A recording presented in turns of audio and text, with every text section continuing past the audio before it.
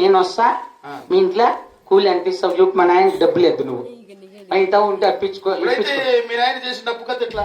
నేను నాకు సంబంధం లేదు పో. మా నాయన నేను ఇడాకులు తీసుకున్నాం. ఇడాకులు కాదురా, వారగా వెళ్ళిపోయినాము. వారగా వెళ్ళిపోయినాం అంతే.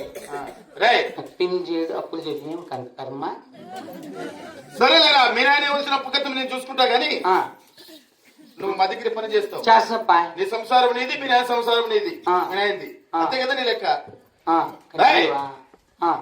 మరి కరెక్ట్ గాని నువ్వు పని చేస్తావు కదా. ఏంటి చేయనా?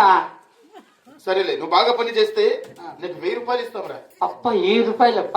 తలారేవని కొడుకు కదా, అటు మనిషి 50,000 ఇచ్చే ఫస్ట్. ఏమంటావు? అది కూడా రాకైనా 1000 రూపాయలా?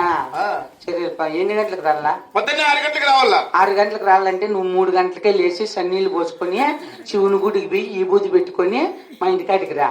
2 వీలర్ వద్దు, కారు ఎత్తుకొని రా. 2 వీలర్ అయితే పిర్రలు మంట అవుతాయంట.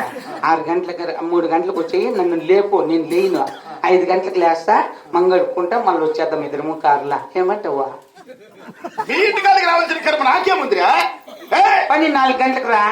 4 గంటలు కాదు, అసలు మీ గొప్ప కాడికి రాను నేను.